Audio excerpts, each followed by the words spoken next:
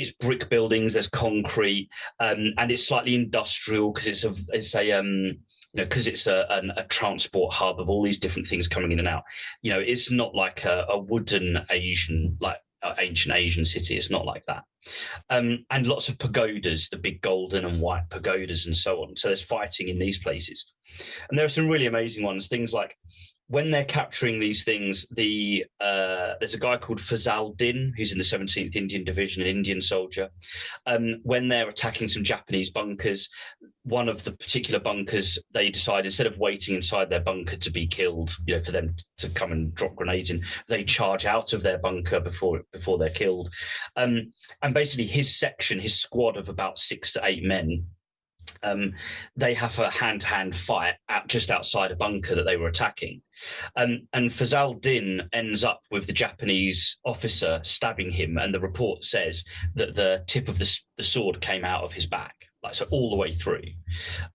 He manages to wrestle the Japanese officer off him, remove the sword, and kill the Japanese officer himself, and then rescues a colleague before then reporting back as a wounded soldier, 5 minutes later. And he does die later that afternoon or the next morning. And he's awarded the Victoria Cross, so that, the British version of the Medal of Honor. And the next day, a guy called William Weston, who's a 21-year-old second lieutenant in the West Yorkshires, so from West Yorkshire in the north of England, they've just finished mopping up, or they think they've finished mopping up an area of bunkers. And interestingly, some Japanese soldiers had tried to swim across a lake. There was a lake in this particular part. And they'd had a bit of a turkey shoot at the guys swimming, and literally like tanks lining up and just machine gunning them as they're going. So, it's a really vicious battle in general. But as this is happening, one of the bunkers they thought was empty, that these guys who were swimming away had come from, had actually just remained quiet. And they start machine gunning the guys from about 50 yards in the back, so pretty much point blank range. And he runs to one of the tanks, who starts to put a bit of machine gun fire down. And he then, with a couple of other guys, heads for the Japanese bunker. And just as he reaches it, he's hit by the machine gun or a rifle or whatever, and he collapses sort of near the door. And he's 21 years old. There was a thing in this country, in Britain, earlier this week, where one of the politicians said, kids today wouldn't be able, kids today wouldn't be able to, do this sort of thing. And the thing is, it's complete nonsense, because people were saying that back in the 1930s about the guys that then did it in the Second World War. Yeah. They weren't as good as their dads in the First World War, all this stuff. He's 21, he's wounded, and he's fallen, collapsed at the side of this bunker. He takes a grenade from his belt and just rolls into the Japanese bunker and blows it up. And his colleagues, throw a couple of phosphorus grenades in there and drag him out by his feet, and he's already dead, obviously.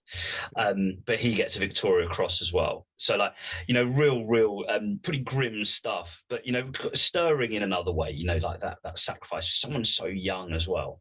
And also that thing about how young lieutenants, sorry. Just how young they are. There are a couple of other great ones. Miles Smeaton, I've mentioned, he's charging about on his tank.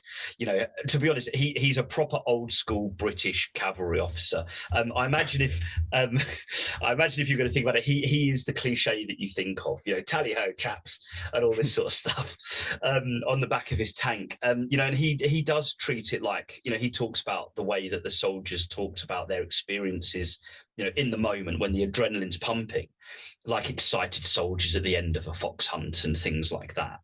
But it's not just them as well. There's another guy, a medical orderly, who, this is during the phase where the battle over the airfield really intensifies, because each morning the Japanese basically realise that the airfield is the central part of the British plan here. Cut off the airfield, the British will starve and the Indians will starve. And so what this leads to is the Japanese manage to encroach on the airfield every morning, and then what's called the RAF regiment, which is a bit like infantry for the Royal Air Force, basically. They go out every single morning and push the Japanese off the airfield, because one of the problems is that they don't have enough men to build like a proper front line, which is another reason why Cowan does these armoured sweeps. He can't hold the front line, so he has just 6 defensive boxes dotted around, and he sends all his troops out from there. But that includes the airfield. He can't guard the perimeter of the airfield. He doesn't have enough men. Because if I didn't say this earlier, but I probably should have done. They know they're going to be outnumbered, and it's a weak division, although reinforcements are airlifted in, against 2.5 divisions, but also 15th Army's artillery is added. You mentioned the artillery. They are outnumbered and also outgunned, including larger caliber Japanese guns. And this is what they're using to basically plaster the airfield and infiltrate it. So every single morning, the Japanese have dug in over cover of night, and before any planes can land with supplies and also get the wounded out, because they're using it to get wounded out as well, they're having to go out and clear the airfield. And on one of these occasions, after they've cleared the Japanese off, there are still some Japanese further down that they don't realise are there with an anti-tank gun. And as a C-47 is taxiing to take off, as it reaches the end of the runway, a Japanese anti-tank gun fires straight up the runway. It tears through the engine on the port wing, collapses the undercarriage. The aircraft dips down to its left as the undercarriage collapses. And it's full of wounded because it's unloaded and of supplies and filled with wounded. And one of the guys inside, and the Japanese now start machine gunning the plane as well, but from quite a long distance. It's not close range, but they are being under artillery and machine gun fire. And basically, this medical orderly, he drags all the guys out. There's a Sikh soldier that's like head to foot covered in burns, who's completely wrapped up. He drags him away. He gets this poor guy who. He was wounded in the back and the arm, I think it was, off the top of my head.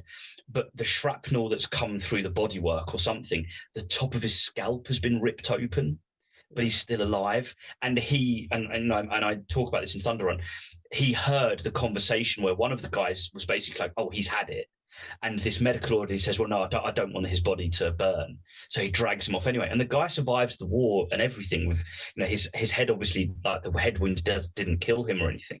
Yeah. But obviously one guy said, leave him, he's had it. But he's like, no, I don't want to leave him. I don't want to leave the body, kind of thing. And I suppose that is the not wanting to leave a man behind. And he didn't know that guy. He just felt he couldn't on a moral level. It's not like he's a comrade and felt like he wanted to get him out. It was nobody to him, but he still did it. And it's amazing. He also gets a military medal as well, one of the other medals for bravery. I mean, he could have got more, but, it's not about that really, I guess. But yeah, there are loads of great stories like that though, the armoured sweeps. I was so lucky when I was making this, when I was writing this, a guy who now lives in Portugal, retired to Portugal. He, about 15 years ago, sat down with his dad, and filmed him on a video camera for a couple of hours talking about, he was an artillery observer. So he was driving around in a Sherman tank, observing the artillery. And he's another one who's just having a great time. He described it as, I was charging around, shooting from the hip with my artillery guns, radioing back to get the artillery landing. And he genuinely, he would say, he always used to end sentences in a really particular way in this video, in this film footage. And like I said, I've used this in the book, stuff like he would say, yes, and of course we had to, we're charged across, and then I had to call down this fire on these Japanese, and they all start running, and great fun. Like every single sentence ended like that. He's like such a character, and he's another one. The guys that are in the armor, they appear to have a great time because it's like they're unleashed from all of the responsibilities earlier in the war, and it's not as dangerous as being a tank man in the European theatre. Certainly not. 100% it's not. And they're having a great time. But if you're in the infantry, it's horrific because it's hand to hand. Your listeners will know exactly what I'm talking about. Because the Japanese fight with an intensity that is just unheard of in pretty much any other theatre of the Second World War. I'd wager.